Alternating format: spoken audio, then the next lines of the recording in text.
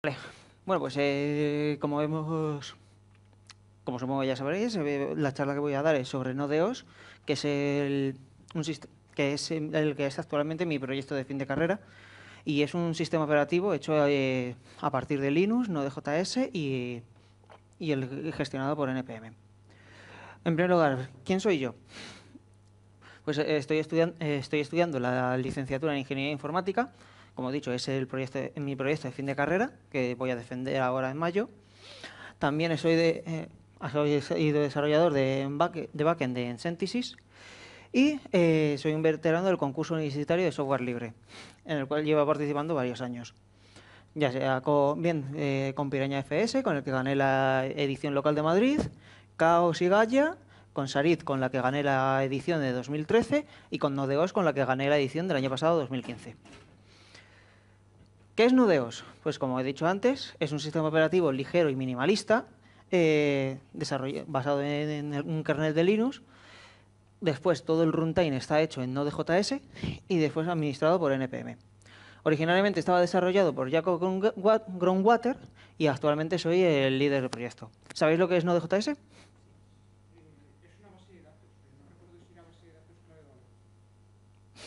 No, eso ya me suena más. Bueno, una de dos, no está mal. Vale, ¿qué es lo que tiene de especial Node.os? Pues por un lado, como he dicho antes, un diseño minimalista, en el que al usarse solamente el kernel de Linux y encima Node.js, sin haber capas intermedias, se reduce mucha parte de la complejidad que está consumiendo recursos, como por ejemplo systemd o distintos demonios del sistema que normalmente no se utilizan. Como puede ser, por ejemplo, a lo mejor en un sistema embebido, un demonio SSH no tiene mucho sentido en algunos casos. O servidores de PPD o distintos sistemas parecidos. Lo cual repercute en un menor consumo de RAM y CPU, y esto lo hace que sea ideal para servidores en la nube y también para sistemas embebidos. Por otro lado, es altamente customizable porque al ser una base tan mínima, a partir de ahí puedes utilizar los componentes que más se adapten a la necesidad en particular, o bien a tus gustos o bien por cuál sea el proyecto. Por otro lado, es el tema de que es bastante seguro, puesto que al estar todo el sistema operativo escrito en JavaScript y funcionar dentro de una máquina virtual, está completamente aislado del sistema. No tiene un acceso directo al hardware, al hardware o a los elementos del sistema, sino es a través de las APIs que se le hayan proporcionado. Y además también está diseñado de forma de que los permisos de los archivos y entre los usuarios sean muy estricto. De forma de que solamente puedes acceder a tus propios archivos sin tener constancia de los demás. Una de estas partes es el hecho de que los usuarios están aislados entre sí al generarse un sistema de archivos raíz propio para cada uno de ellos. Y por otro lado es descentralizado, ya que no hay ningún usuario privilegiado. Todos los componentes del sistema se ejecutan como usuarios rasos y solamente se utiliza el usuario administrador durante el proceso de arranque, ya sea pues para inicializar el sistema, montar los sistemas de archivos, o sea, las cosas que afectan más al sistema globalmente. Una vez que el sistema ya está ejecutándose, no hay ninguno o casi ningún proceso ejecutándose con permiso de administrador. Con lo cual, pues digamos que la capacidad de producir ataques que afecten al sistema globalmente es mucho más reducida. Todos los componentes y programas están instalados por cada usuario, con lo cual cada uno de los usuarios tiene, digamos que como su propio sistema operativo a medida, independiente del resto. Y lo que igual da una sensación al usuario de que puede controlar absolutamente todo el sistema y que tiene todo el equipo para sí mismo, sin ser verdad, porque realmente lo está compartiendo con más gente. Esto en el caso de los servidores, claro está. Y por otro lado, está siendo bastante popular en Internet, como es el hecho de que demuestra aquí ¿Se escucha bien? Vale. Por otro lado, es el hecho de que es bastante popular, como demuestra el hecho de que en la tira cómica de XKCD, hace unos meses salió el hecho de que el autor considera que para el 2018 estará usando un sistema operativo basado en JavaScript que se puede interpretar tanto por Node.js como por Node.os, como por el tema de por Runtime.js, que también con la diferencia de que Node.os lo que es construye un sistema operativo partiendo de un kernel Linux, y Runtime.js lo que es el propio kernel escrito en JavaScript utilizando la máquina virtual V8 de Chrome. Como podéis ver ahí, hay más de 3.500 Stargates en GitHub y están subiendo. De hecho, ahora está a punto de pasar de los 3.600. Y en Twitter se pueden leer bastantes comentarios al respecto, tanto a favor, pensando de que es una idea genial, como en otros casos de que es la llegada del anticristo o la rebelión de las máquinas. ¿A quién va dirigido principalmente? Pues, como he dicho antes, a Colo Computer en primer lugar, porque al requerir menos recursos se pueden tener más instancias ejecutando por cada una de las máquinas. Fácil administración, porque todos los programas están centralizados y administrados mediante NPM, no hay que andar gestionándolo cada uno de los programas y procesos independientemente, sino que la instalación de paquetes se hace con NPM y la forma de trabajar con ellos es la forma estándar que se utiliza con NPM y con Node.js.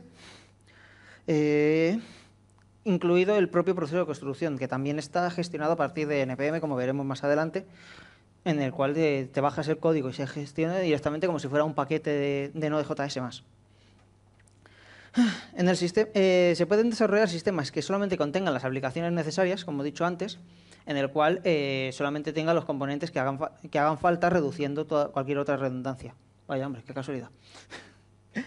Se pueden hacer sistemas de que no tengan ninguna celda de usuario, ejecutando directamente el kernel y la aplicación que cada uno quiera, con lo cual pues no hay una manera tan fácil de poder acceder al sistema, que es básicamente lo que quiere hacer Docker, pero no puede, porque al final Docker, como pretende ser usado de una forma más genérica, no se permite el lujo de poder tener optimizaciones como si se puede hacer en un sistema enfocado a una plataforma como es Node.os.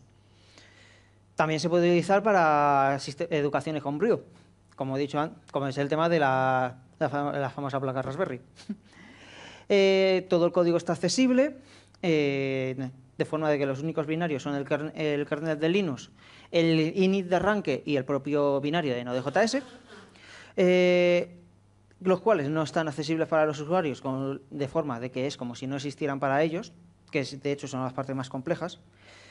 Y al estar todo escrito en JavaScript es fácil de aprender, entender y programar, porque es un lenguaje que actualmente tiene bastante popularidad y es muy conocido normalmente por gente con pocos conocimientos de informática que están empezando a introducirse en la programación. También el sistema es altamente personalizable y hackeable, como he dicho antes, en el sentido de que se puede customizar y utilizar los componentes que quieras. Y además, si lo rompes, solamente afecta al usuario en el que estás trabajando, porque como también he dicho antes, cada uno de los usuarios está compartimentado en su propio sistema de archivos raíz y no puede afectar a los demás. ¿Cómo podemos probar Node.os en 5 pasos? Pues el primero de ellos, descargar el código fuente desde GitHub, directamente desde la página del proyecto. Segundo, ejecutar npm install. Como he dicho antes, el proceso de construcción está integrado con el ciclo de vida normal de los paquetes de Node y de npm. Coger unas palomitas y irse a ver una película, porque el proceso de construcción es realmente largo. En esta máquina en concreto, el proceso de construcción desde cero me estaba tardando como 1 hora y cuarto en su momento. Ahora, recientemente, he empezado a añadir que de las distintas capas en las que se compone haya capas ya prediseñadas, como sobre todo el cross-compiler, y el proceso de construcción se ha reducido como a la mitad, más o menos. Entonces, ahora en lugar de ver una película es ver un capítulo de una serie, pero de todas formas también hay que tomárselo con calma.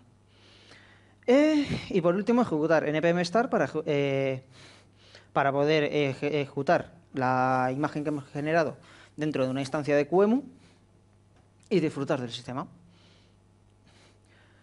Ahora, la arquitectura de Node.os.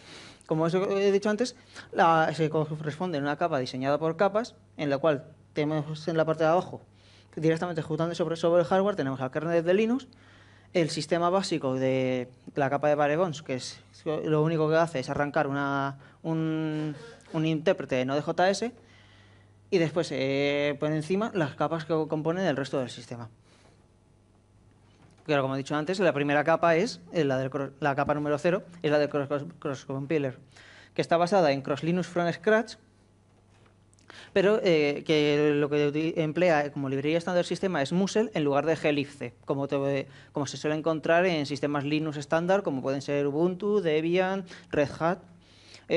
Musel también se encuentra en algunos sistemas Linux de escritorio, pero más nicho, como puede ser Alpine Linux o similares.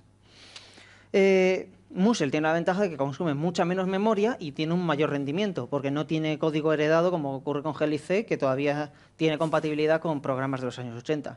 Musel está enfocado mucho al tema de la optimización, tanto de memoria como de uso de CPU, con lo cual al final termina repercutiendo globalmente en todo el sistema. El proceso de construcción del toolchain... No, Musel es la librería C del sistema. Al igual que tienes glibc o en vez de glibc o newlib, por ejemplo, también. No, GCC es el compilador. O sea, yo lo que estoy hablando es la librería del sistema, que es glibc, newlib o... Sí, la librería básica del sistema que contiene los componentes fundamentales, como son el stdio y compañía. Vale, como iba diciendo, el proceso de construcción está totalmente automatizado en el sentido de que automáticamente se encarga de descargar, parchear y compilar el código fuente tanto de Linux, del propio GCC y de Musel y también de Binutils. Todo ello para el tema de forma totalmente autónoma crear un cross compiler optimizado y preparado para generar una imagen de Node.os desde cero. Con lo cual el usuario no tiene que preocuparse absolutamente de nada, ni de instalarlo, ni de usarlo, ni nada. La única cosa que hay que hacer es definir la plataforma para la que se quiere generar y no hay que hacer absolutamente nada más. Por defecto utiliza obviamente la plataforma sobre la que está corriendo. Y el cual, recientemente, como he dicho antes, está integrado como un paquete de NPM que se puede descargar como una dependencia más. Y eso lo que permite que se pueda usar en otros módulos que necesiten el acceso al cross compiler o a un compilador de C. Vale, ahora empezamos ya en faena. La primera capa corresponde a la capa de Barebone. Como he dicho antes, la capa contiene el kernel de Linux y el binario de Node.js. Está basada en Linux 4.5, que es la última release estable que se ha realizado de hace un par de semanas, no más. La compilación se hace estáticamente, sin utilizar módulos. De esta forma es más sencillo después de administrar, porque no hay que andar manejando los módulos. Se tiene todo dentro de un único bloque binario, que ocupa mucha más memoria, pero para un sistema que pretende ser sencillo, fácil de entender como es Node.os, digamos que es asumible. Quizás en el futuro se añada la posibilidad de utilizar módulos.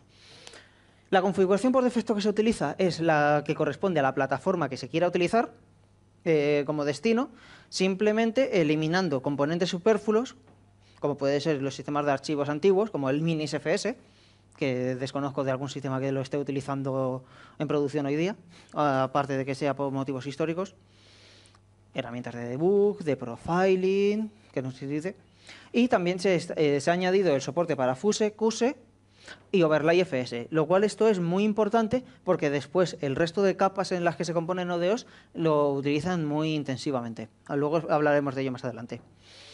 Y por otro lado utiliza Node.js 4.4, que también es la última versión estable. En este caso es la versión con un soporte de largo recorrido. Si se está experimentando el tema de darle soporte para la última versión 5. O la próxima que vaya a salir, la 6. Lo único que no se ha habilitado todavía por el hecho de que incluyen por defecto NPM3 y es incompatible por la forma de trabajar que tiene el proceso de construcción de Node.os. Por eso todavía no se le ha dado soporte. Y ahora, como iba diciendo, la capa de Bones, pues después de tener el kernel de Linux, pues se compone de su propio proceso init. Al principio estaba escrito en JavaScript y era un proceso más de Node.js, pero había unos problemas que impedían el poder usarlo porque se introdujo se introdujo un cambio en el V8 que necesitaba el acceso a barra dev. Y entonces, como no estaba todavía montado el sistema, pues no había manera de hacer ellos. Entonces se está utilizando su propio script para el arranque.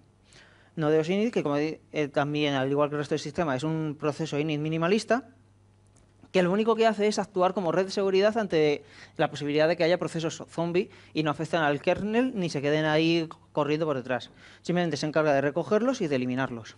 Lo de procesos zombies es cuando el programa principal se cierra y sus subprogramas quedan perdidos por ahí, ¿no? ¿Te refieres a eso?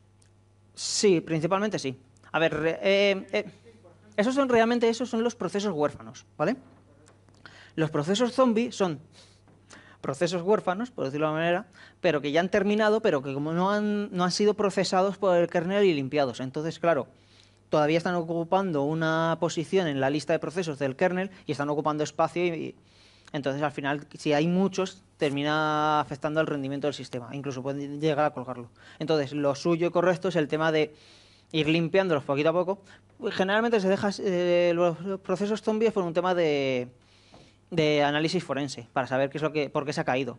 Pero realmente, en condiciones normales, se pueden simplemente eliminar y no hay ningún problema. Entonces, entonces sería la basura de la memoria RAM, ¿no? Creo. Un programa con C, lo que más se me acumula es basura en la RAM. Sí, pero serán por cosas distintas. Ya. O sea, no creo que sea por un tema de que se queden procesos ahí corriendo, que puede ser también. Pero no sé, creo que a no ser que estés haciendo programación de sistemas operativos a bajo nivel, no creo que te encuentres ahí condiciones normales ello. Que puede ser, o sea, puede ser que estés ahí haciendo procesos y que luego no tengas que limpiarlos. Pero no creo que sea el caso. Pero bueno, como iba diciendo, sí, como actuar como red de seguridad y también como he comentado antes, para el tema de montar el barra dev, el necesario para Node.js, por el cambio que han hecho en V8, que ahora, pues por alguna razón, que no llego a comprender, accede directamente a algún dispositivo del sistema. Y por último, y muy importante, apagar el sistema limpiamente cuando no hay ningún proceso ejecutándose. En lugar de quedarse ahí corriendo por ahí dando vueltas, cuando detecta de que es el único proceso que queda en el sistema, se encarga de sincronizar los datos en los discos duros y de apagar el sistema limpiamente en lugar de requerir al usuario de dar un botonazo. Por otro lado, una vez que ya se ha ejecutado el init del sistema, la capa de Barebones arranca directamente un intérprete replay de Node.js, que como todo el mundo sabe, los 80 nunca van a morir. Entonces, de esta forma, puedes dedicarte a escribir comandos de JavaScript directamente ya sobre el kernel de Linux. La capa de Barebones es la capa más mínima que podríamos llegar a llamar como Node.os o como sistema operativo. Pero esta solamente es la base por la cual se van a sustentar las demás a continuación. Empezando por initRunFS. En la capa anterior, Barebones es un único binario que consiste en el kernel de Linux, al cual se le ha añadido el binario de Node.js y las librerías básicas para que funcionen. Todo ello dentro del propio binario del kernel de Linux.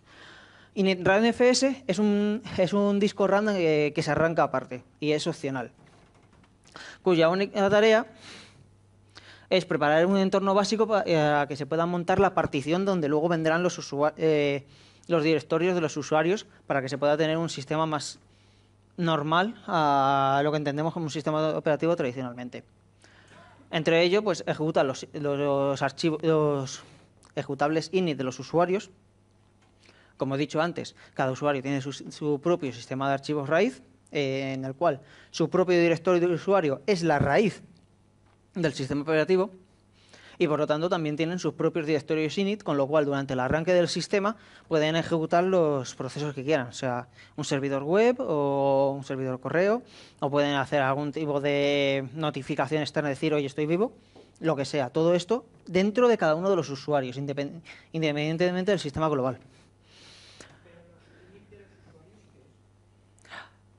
Buena pregunta. Vale. ¿Sabes cuál es la funcionalidad de un sistema init en un sistema normal? Vale. En un sistema operativo normal, el proceso init es el primer proceso que ejecuta, el PIT 1, que es en el caso de Node.os, es lo que he dicho antes del Node.os init, que se encarga para el tema de recoger los zombies y demás. En un sistema Linux normal, pues te encuentras con systemd, por ejemplo, que aparte de eso hace muchísimas cosas más. La idea de que los inits de los usuarios es exactamente lo mismo, pero a nivel de cada uno de los usuarios. O sea, si cada propio de los usuarios, como he dicho antes, puede tener su propio sistema operativo dentro del sistema, dentro de la propia máquina, independiente del resto, entonces también igualmente cuando arranca el sistema puede arrancar sus propios ejecutables sin necesidad de que tenga que loguearse, al igual que con el init global de todo el sistema. Pero init no es, por ejemplo, el grupo de Ubuntu, que es el que te dice... ¿Cómo? ¿Perdón? El grupo de Ubuntu es la tabla de particiones, no tiene nada que ver, ¿verdad? No. Y luego, Eso es el que se encarga de arrancar el kernel. y tampoco es el encargado de la detección de fallo de datos.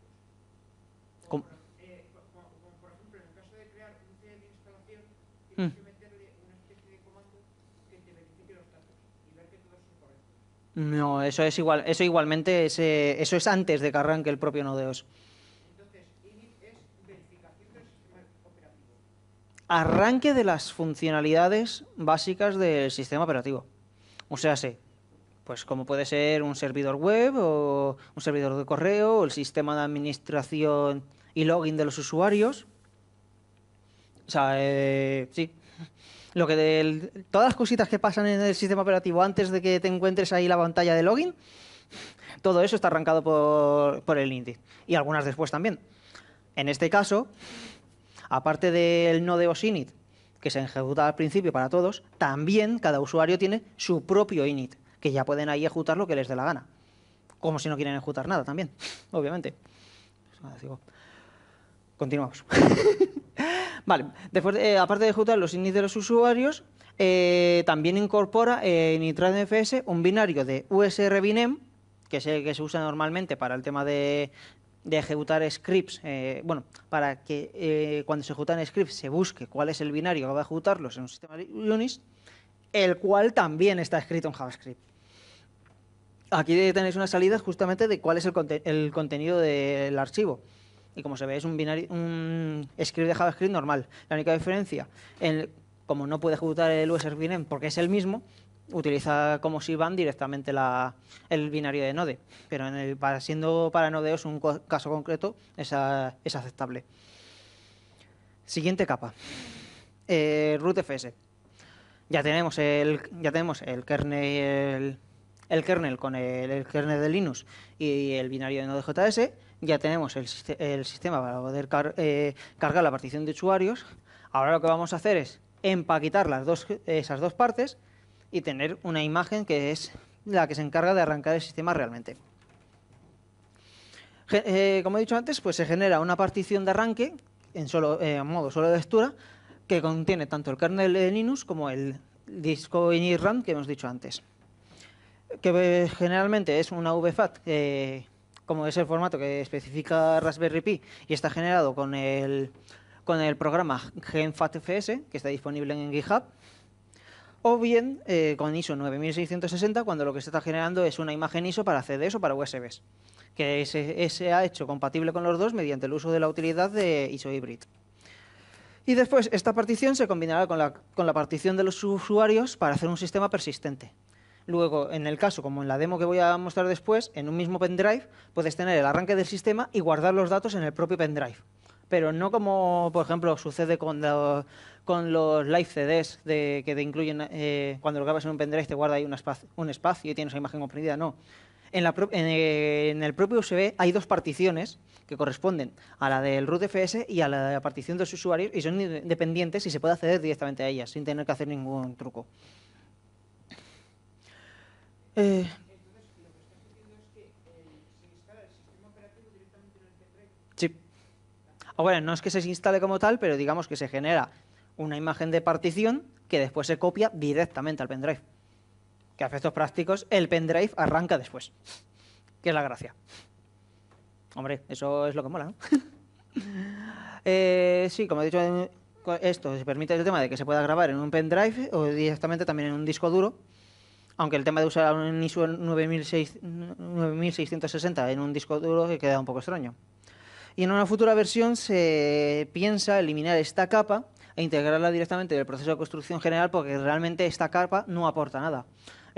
Esta capa simplemente era por cuestiones históricos, porque antiguamente el root FS sí que era el propio root del sistema operativo, pero como ahora se está utilizando por un lado el disco initram como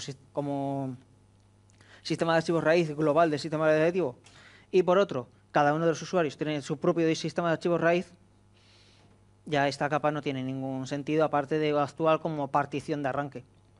Entonces el proceso de generación de esta partición en el futuro se va a eliminar y se va a integrar con el proceso de construcción general, porque en algunos casos no es necesaria. Por último, ya que tenemos el sistema arrancando, ahora tenemos, ya que tenemos el sistema arrancando, ahora nos toca la partición de los usuarios, que aquí es donde ya cada uno de los usuarios pueden desarrollar su propio sistema operativo. UserFS genera una partición de demostración para los usuarios, en este caso, a diferencia de la anterior, en lectura-escritura. Como he puesto, es de demo, o sea, simplemente es por cuestiones para el tema de generar para demostraciones y para comprobar que todo está bien. En el futuro se piensa el tema de hacer algún script y unas instrucciones para que la gente pueda generar su propio sistema de archivos para los usuarios.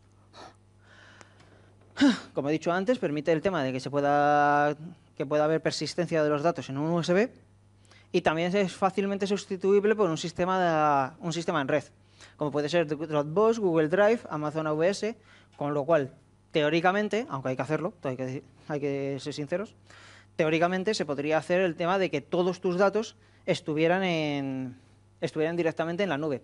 Y en el disco duro local no hubiera absolutamente nada, simplemente directamente todo lo que tú escribieras estuviera integrado dentro de uno de estos discos duros virtuales online.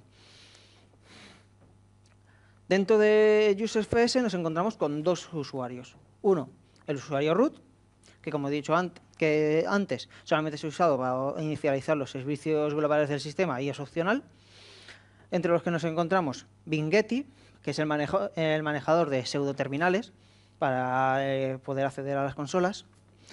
ExclusiveSS, un sistema de archivos basado en Fuse, que lo que hace es de que se pueda acceder a un directorio, en este caso se está utilizando para /dev, en el cual los usuarios solamente pueden acceder uno a la vez. O sea, puedes acceder al directorio y leer su contenido, pero solamente tienes acceso para poder modificar uno de los archivos un usuario cada vez, cambiando virtualmente cuál es el propietario de dicho usuario para que no se pueda acceder.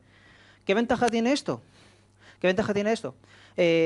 Para el caso de /dev, el tema de que no haga falta tener permisos de administrador para poder acceder a los dispositivos del sistema, a la vez permitiendo que se puedan acceder y de una forma segura. Porque normalmente, pues por ejemplo, para el dispositivo de frame buffer no quieres que dos personas estén pintando en la pantalla, solamente quieres que haya una. Y lo mismo pasa con el tema de tarjeta de sonido, teclado, ratón. De esta forma se puede acceder cualquiera sin tener que añadirle a un grupo de usuarios, pero a la vez, una vez que una persona tiene un dispositivo, no puede acceder otro hasta que lo libere. De esta forma, pues por ejemplo, casos de sistemas de, pues, por ejemplo, el disco duro, no puede haber dos personas accediendo a un mismo dispositivo de disco duro, con lo cual no puede haber un robo de información. O corrupción de datos, que es casi peor. Y por otro lado, pues como he dicho antes, aparte de Bingetti, el sistema al igual que Bingetti para el manejador de terminales, Logon es el que se encarga de que en esos terminales el usuario pueda autentificarse en el sistema. Logon lo hace de forma distribuida, en lugar de como puede ser como la aplicación de comando de login en los sistemas Linux normales, que utiliza una base de datos centralizada. Logon lo hace de forma distribuida. Los datos están guardados dentro del directorio de cada uno de los usuarios. Tanto la contraseña como como cuál es la shell que tienen que arrancar. Absolutamente todo está, cada uno de los usuarios tiene su propia información, con lo cual puede modificarla sin necesitar permisos de administrador para poder cambiar su propia contraseña o cualquier otro de los datos de acceso. ¿Cómo? Cuando dices lo de manejador de pseudoterminales, Hmm. ¿estos pseudoterminales en qué se diferencian de los terminales? ¿Sí? ¿Tú has visto un terminal en sí? ¿El terminal no? Eso es un pseudo terminal. Vale. Los terminales, de verdad, los buenos, eran unos cacharros grandes con pantalla CRT y un teclado que era tonto y se conectaba por puerto serie a un ordenador mainframe. Se llaman pseudoterminales los terminales que están en el ordenador porque no son terminales de verdad, son virtuales. Hacen la misma función, pero realmente no es un dispositivo terminal físico, sino que es un emulador de terminal que tienes aquí corriendo.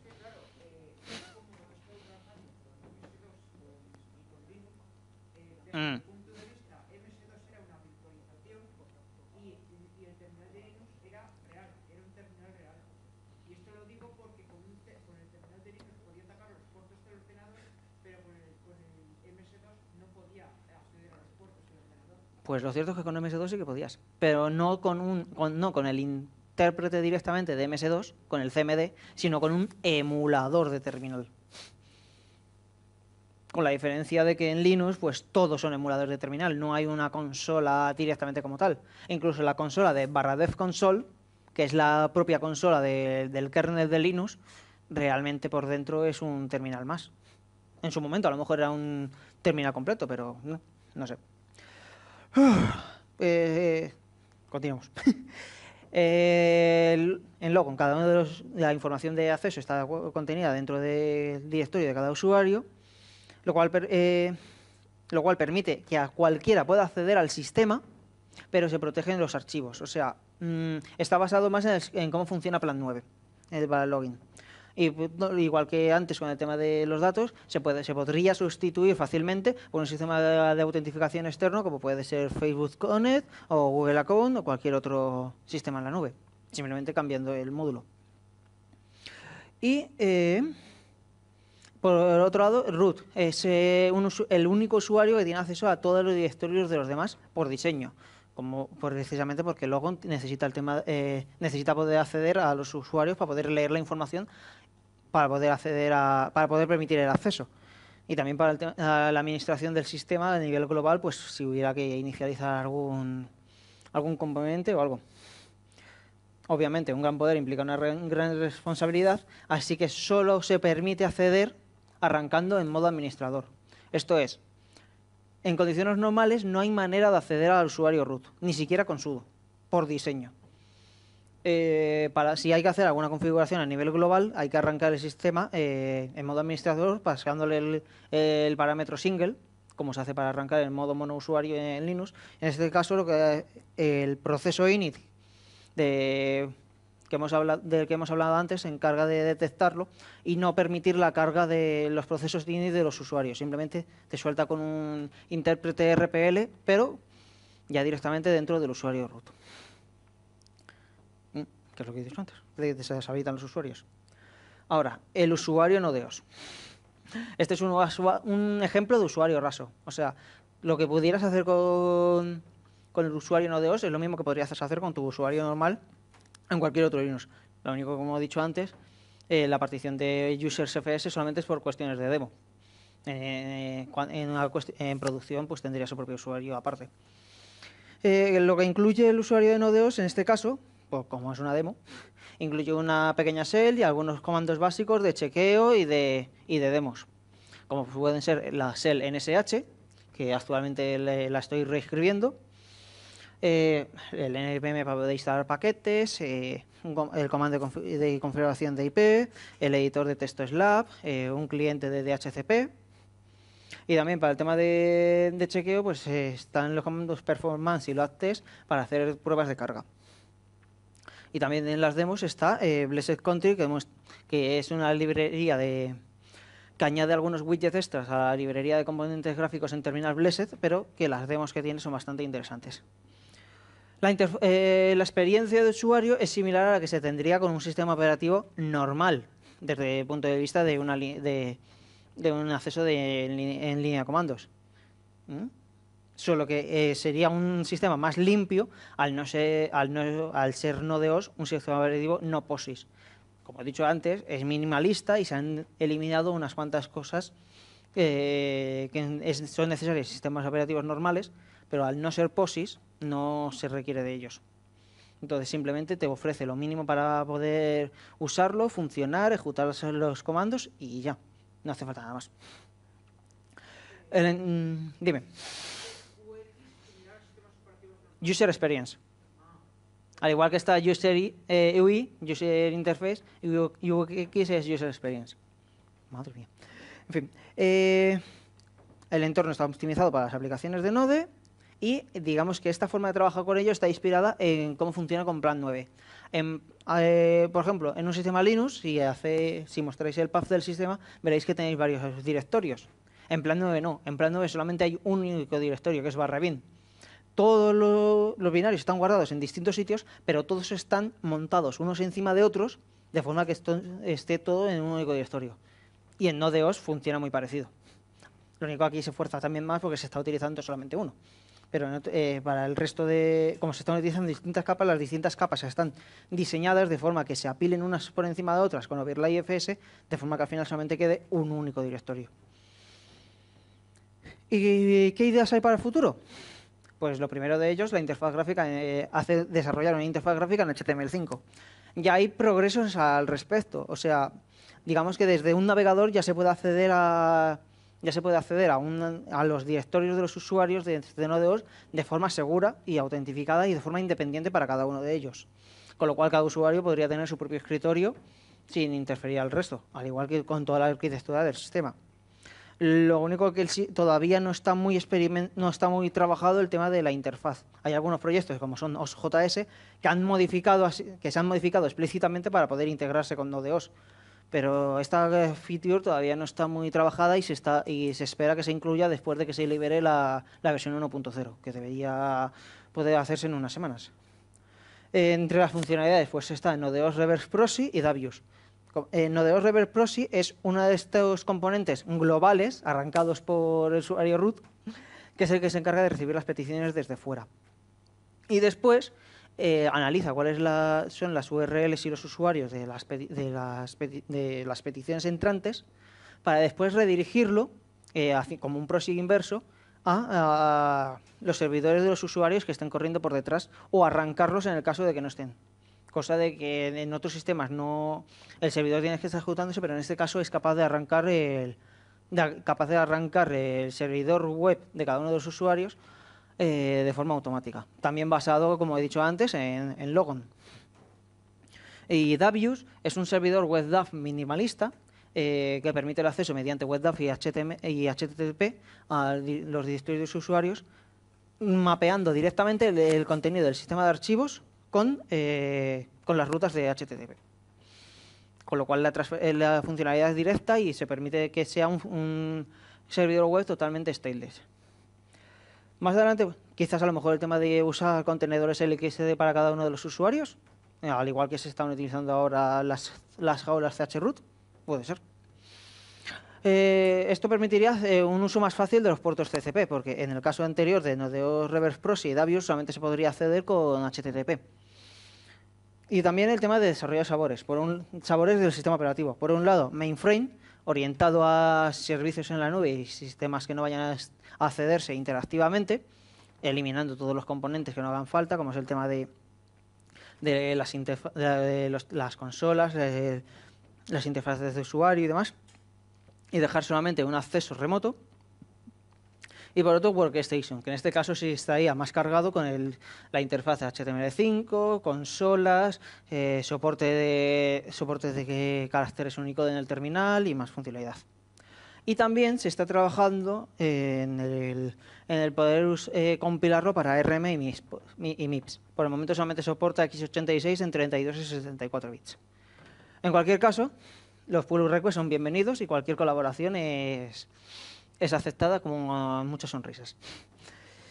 Y para más información sobre el proyecto, pues podéis verlo en la página del proyecto, en nodeos.com, en el GitHub, para poder acceder al código y contribuir a él, o en el Twitter del proyecto. Y esto es por ahora. Ahora vamos a hacer una demo, si hay alguna pregunta mientras tanto.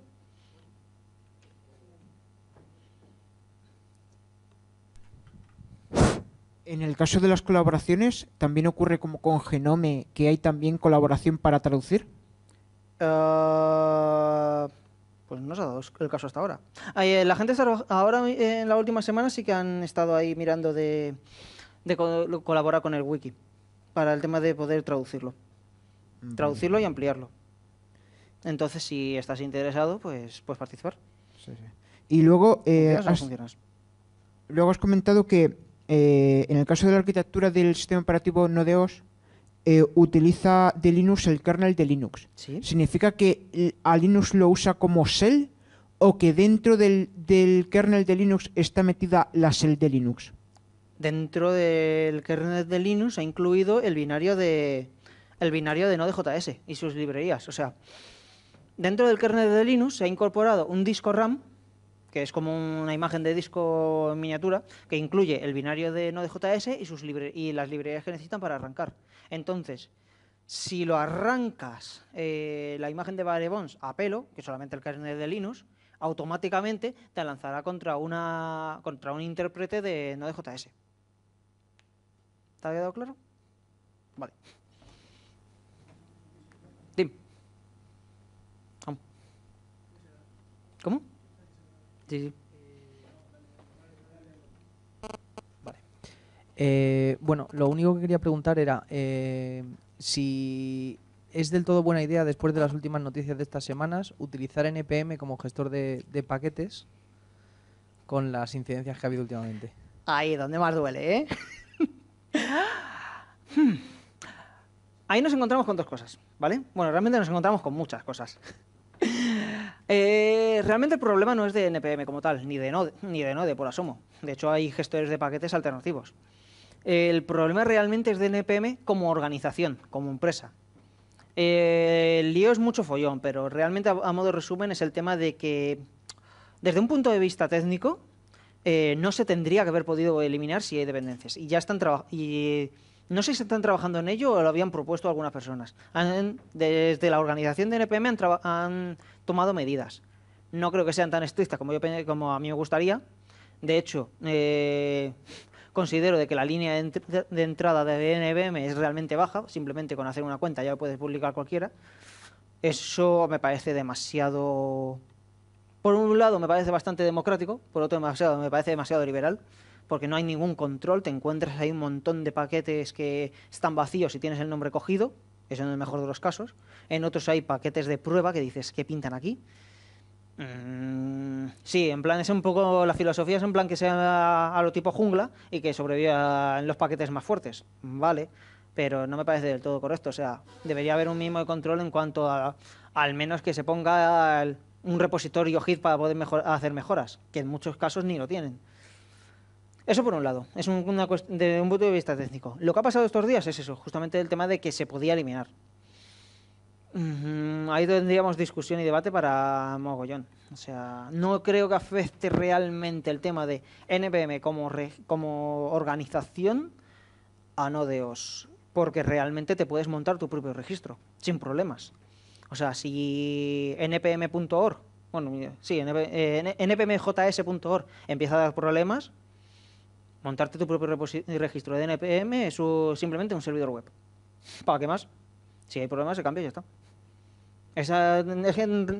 ¿Realmente a qué venía tu pregunta? Aparte de todo el follón que ha habido con el NPM Gate. No, pero porque como NPM es el gestor de paquetes más conocido y con más comunidad y más paquetes dentro de sus registros, sí, suponía que Node.OS lo utilizaba precisamente por eso. Vale. Realmente utiliza NPM la aplicación, el gestor de paquetes.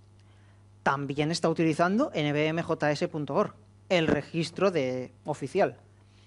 Pero ya te digo, en caso de problemas, se cambia y ya está. De hecho, originariamente no se estaba utilizando NPM, se estaba utilizando una herramienta propia, NPKG. Pero claro, con su propio repositorio y todo compatible pero digamos que estaba separado. Yo fui precisamente el que propuso el tema de vamos a unificarlo, vamos a utilizar el NPM estándar, que la gente ya sabe manejarlo, ya sabe utilizarlo. Pero no, o sea, usando el comando npm no costaría absolutamente nada utilizar un registro alternativo en caso de problemas. ¿Mm? ¿Alguna cosa más?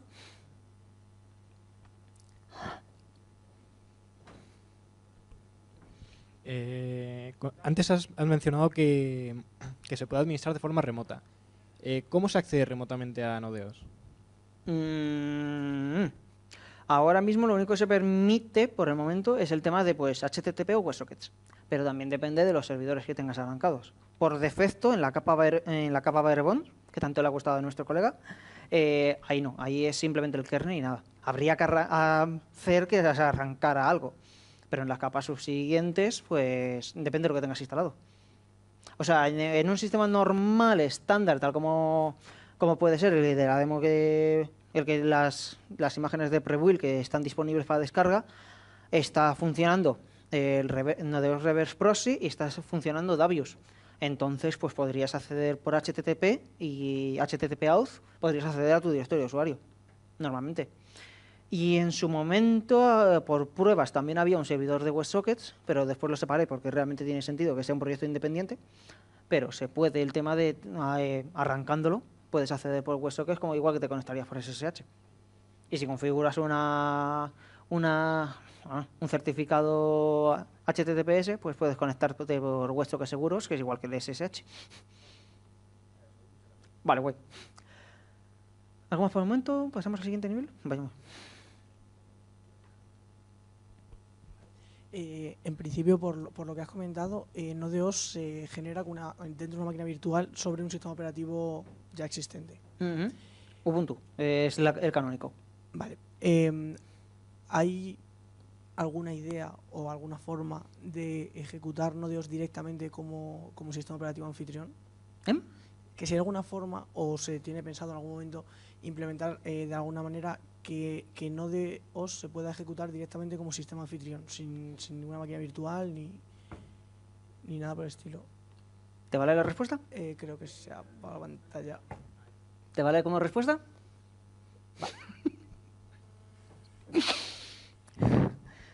Me viene de perlas para empezar con la demo. Sí, aquí como podéis ver está Node.js ejecutándose directamente sobre el portátil y aparece el parte Windows por el tema de que es un core duo. Aquí tenemos todo el kernel arrancando. ¿No me ha fastidiado? No me ha fastidiado. Sí, es que ya me encuentro aquí un kernel panic y lo flipo en plena demo. Esto es la salida normal del kernel de Linux, no hay ningún problema ni nada. Si vemos por aquí abajo, aquí está configurado para el tema de que coja directamente la dirección IP mediante DHCP durante el arranque. Por un lado, por el tema de que el servidor de DHCP no funciona, también por el todo que es global, y por el otro, pues, digamos que así funciona globalmente. Y a continuación, termina de configurar aquí produce el montaje del sistema de archivos de los usuarios. Tenemos aquí una línea que muestra cómo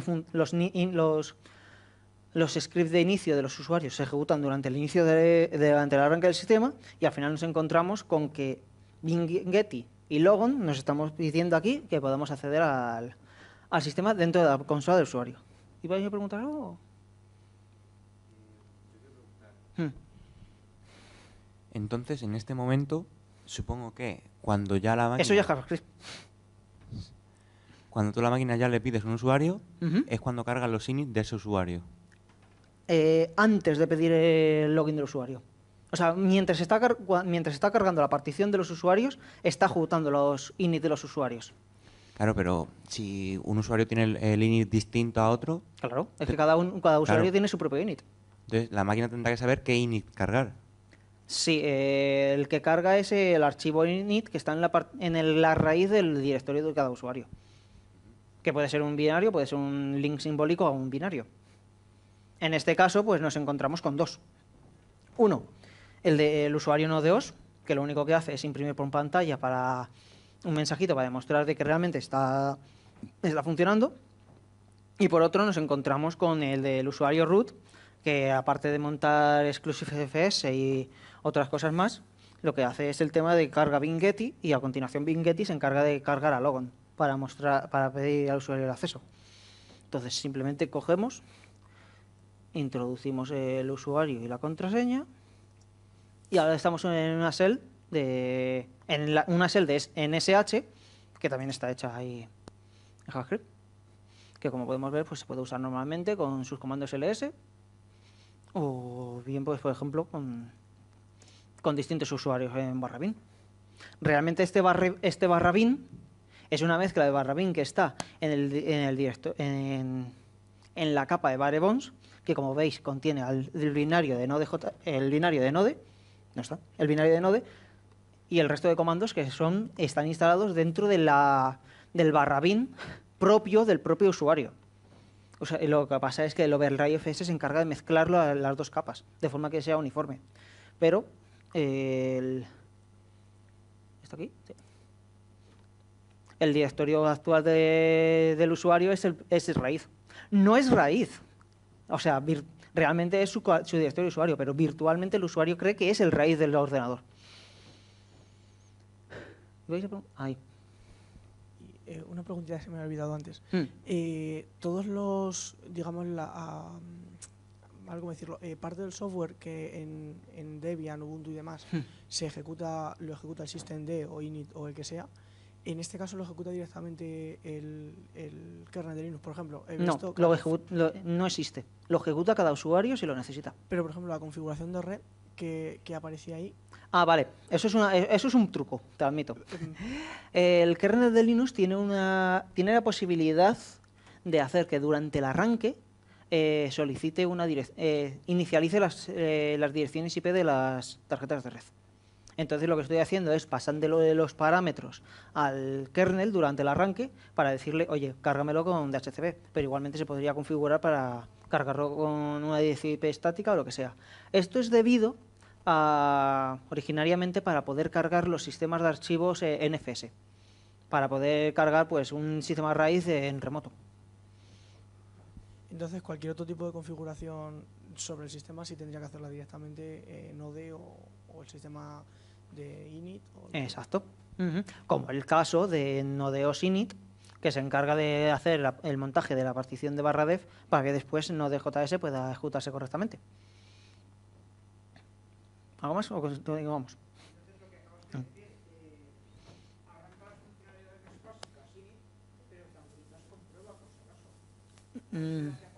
No, esa parte son cosas distintas. O sea, init, el Nodeos init solamente se encarga de montar /dev, que es lo que necesita Node.js, de capturar los procesos zombie y empezar con la ejecución del /init, de /sbin init, que en este caso, en el caso de la capa de Barebones es un link simbólico al binario de Node.js y en el caso de init runfs es un link simbólico a Nodeos Mount File Systems, que es el que se encarga de arrancar los sistemas de archivos y de inicializar a los usuarios.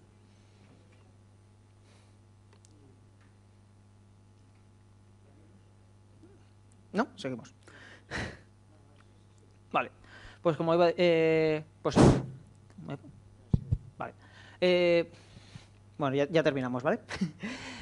Sí, pues todos los binarios que tenemos aquí están hechos en JavaScript. Podemos coger, por ejemplo, el propio cat, que si cogemos aquí para el tema de mostrar su contenido, vemos que es un script hecho en JavaScript. Lo que podemos ver por aquí es el tema de que está aquí ejecutando Node.js, leyendo el comando que se le pasa como el archivo que se le pasa como parámetro, leyendo desde el disco duro y sacando por la salida. Cualquier otro comando que podamos ver, pues no lo sé. El PVD que hemos mostrado antes. Igualmente, también es otro script. En este caso lo único que hace es sacar la salida. O el vget que tenemos por aquí. Epa. Que como veis, también el propio vget también está hecho en JavaScript. Ya que estamos con el vget, vamos a ver hacer que funcione. Aunque antes me ha fallado y quizás tenga que hacer algún truquito más, pero bueno. Y pues ha funcionado. Decidme una página. ¿Eh? Esa es buena. ¿Cómo es? Google. Vale. Y ya está. Vale, pues entonces hacemos ls, nos encontramos por aquí el del google.es, hacemos el cat y ahora lo vamos a flipar. Ahí está todo el código del... Ahí está todo el código de la página del google.es. Y como he mostrado antes, el tema del wget también está escrito en JavaScript. De forma que cualquier usuario pues que quiera ver cómo está hecho un programa por dentro, en lugar de tener que irse al código, modificarlo, compilarlo y demás, lo tiene directamente. Y puede modificarlo porque o bien tiene su propia copia o bien puede sobreescribirla sin afectar al resto del usuario. Y... Lo que te quería preguntar es que antes has dicho que a la hora de instalar Node.os sí, tardaba muchísimo en instalarse. ¿Eso por qué es? Lo digo porque cuando yo instalo... Porque lo tiene que compilar absolutamente todo. O sea, no es un tema de instalación. La instalación realmente, una vez que tienes ya tienes las imágenes hechas, la instalación simplemente es un DD, básicamente. El problema es que el proceso de construcción es el que tarda, porque es que tiene que compilarlo absolutamente todo, incluido el propio GCC. Y entre el GCC, el Musel y demás se lleva la mitad del tiempo y la otra mitad se la lleva pues el compilar el Node.js y el kernel y en compilarse los módulos binarios que se necesiten entre el resto de paquetes. Vale. Entonces no... Es que yo cuando, por ejemplo, instalo Ubuntu, a mí me tarda mucho, primero porque los discos duros son mecánicos y segundo por la RAM.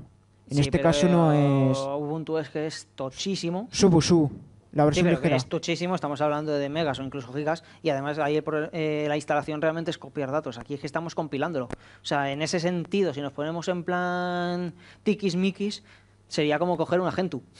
Tú te quejas de que tardas en instalar la Ubuntu. Cógete un agente e instálatela desde cero, ya verás. Vale. Y luego, antes has dicho que en el caso de la Raspberry Pi se podía instalar el sistema operativo Node.os. ¿Pero qué le instalarías? ¿En la ROM de la Raspberry Pi? ¿O dónde la instalarías? En una SD. Ah, vale. Sí. Dime, a ver el micro que corra. No sé ni cuánto hay.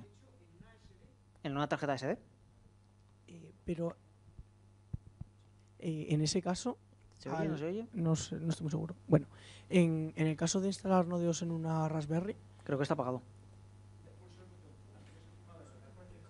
Ah, vale, perdón. En el caso de instalar Node.os en una Raspberry, en principio la Raspberry tiene una arquitectura ARM. Antes de nada decir, no, todavía no se ha conseguido. Vale. O sea, está en camino y digamos que es el prototipo. La idea es que en el futuro el tema de conseguirlo. Lo que sí que se ha conseguido es el tema de compilar tanto Node.js y el kernel. Pero hay por alguna razón, algún problema binario y demás, que cuando intenta ejecutar algún programa como init, salta un kernel panic. O sea, tiene que haber alguna cosa tal, pero es ese pequeño detalle lo único que falta. Y falta de tiempo, pues, porque es que se tiene vida. Y... bueno, no sé si ya o... al menos hay interés.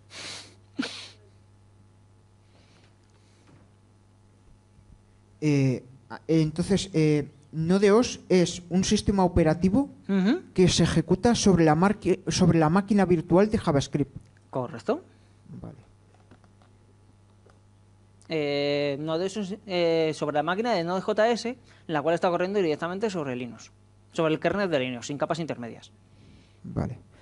Pero la máquina virtual que es de JavaScript, ¿no le puede llegar a pasar lo que le ha pasado a la máquina virtual de Java? ¿De qué? La máquina virtual de Java hoy en día tiene bastantes agujeros. Hombre, todo el software tiene agujeros. No, pero es que no sabría qué decir, realmente no sabe a qué te refieres exactamente. Java se creó, lo que es la máquina virtual de Java se creó para una especificación, pero con el paso del tiempo se ha ido utilizando para todo.